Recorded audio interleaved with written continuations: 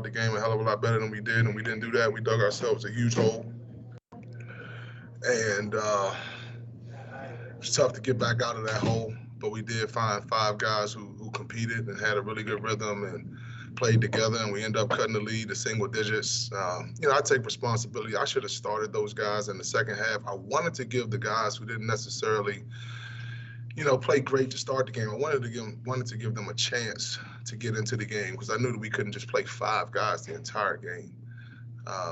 But we dig ourselves another hole in the second half and can't climb out of that one. And rough night for everybody involved. And it's a quick turnaround. We have to find a way to bounce back and get prepared to have a far greater performance against a really good Virginia Tech team.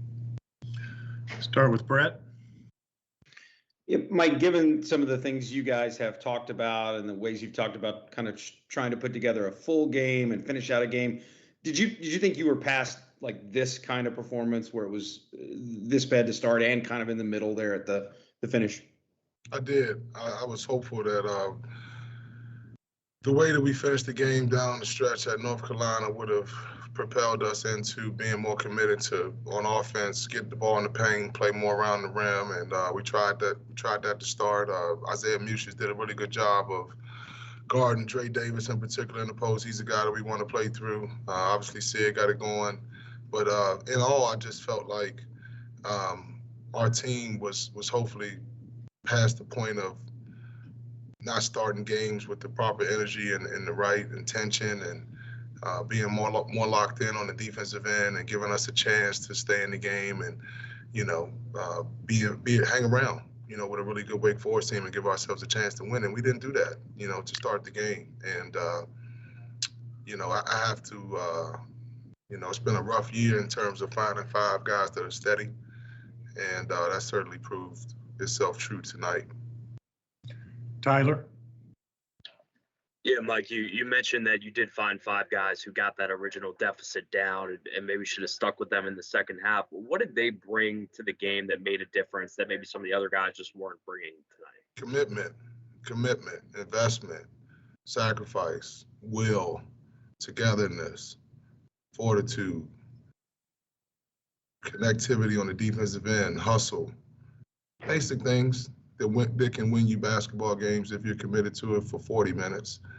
And unfortunately, we only found five guys to do it for, I don't know how long that stretch was, but I do know at one time Wake Forest only scored 6 points in 10 minutes. We played some zone that helped our cause.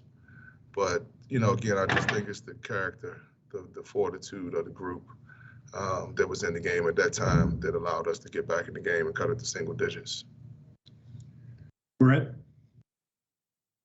Yeah, Mike, it wasn't real clear on TV what happened with the technical you got. Did you get an explanation for that? Jamie Lucky said that he gave it to our bench. He said that we were all up. I know that I jumped in the air because he reluctantly called that last foul, which was an obvious, that on that play, he reluctantly called it late. And I was astonished that it was a late whistle because I thought it was an obvious foul. But I was told that it was a bench technical, and that's what I was told. Michael. Hey, Mike. You mentioned finding the five guys. Obviously, those guys who may have started and didn't play but 3-5 minutes in the game. What was their post-game attitude, reaction like when they know, hey, obviously I wasn't committed to this team tonight and didn't get the minutes? What was their reaction in the locker room like afterwards? I was a somber locker room. I did all of the talking and tried not to talk too much. In the heat of the moment, you don't want to make rash assumptions or assertions about certain things, but it goes without saying that we didn't start the game the right way, and some of the guys that didn't that started and didn't play as much, they were responsible. But it wasn't just those guys. It was different guys at different times that for whatever reason just weren't on the job. And didn't execute the game plan, and again dug ourselves in a hole in the first half, and then we dug ourselves another hole in the second half. And I kicked myself for not starting those guys in the second half, but I don't know that necessarily wins us the game or keeps us in the game. I'm big on ownership, okay, and I'm also, I realized that I haven't done this as long as Steve Forbes and some of these other guys, so I'm figuring out who I am as a head coach along the way, and I'm learning. But if I had to do it over again, I would have given those guys who finished the half an opportunity to start the second half, just because I thought they had a good thing going, and it could have propelled us into continuing to play well in the second half, or it may not have. Who knows? But if I had to do it over again, I would have probably tried that. Brett? Mike, you mentioned Wake really having something to play for and trying to match their energy by coming out to the start. You're going to play two more teams now that really they've got to win. They're fighting for NCAA tournament. You guys aren't in that position. So what do you do now moving forward? These last couple games, what do you do to try to get these guys something to play for? Well, I think we're playing for pride at this point. We're playing to,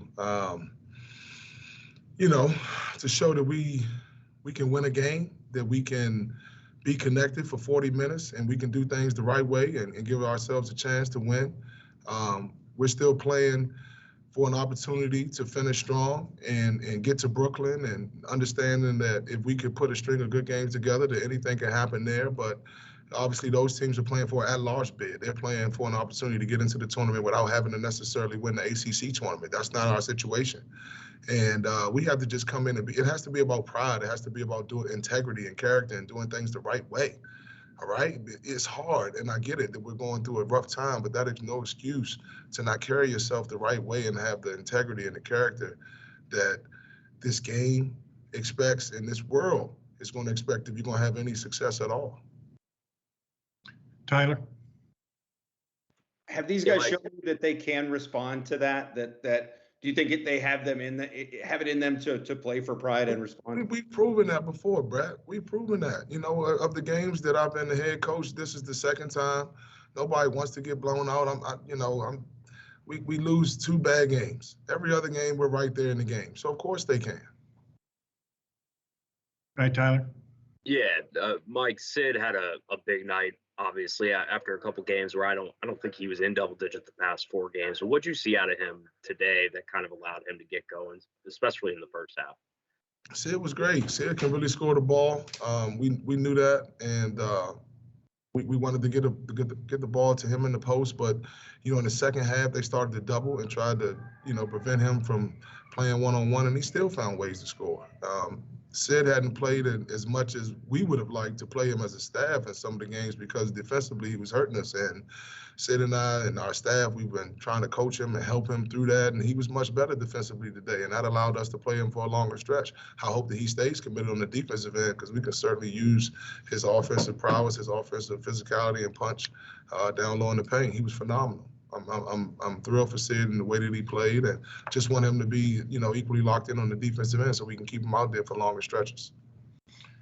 Thanks, Coach. We'll be back shortly with Sydney.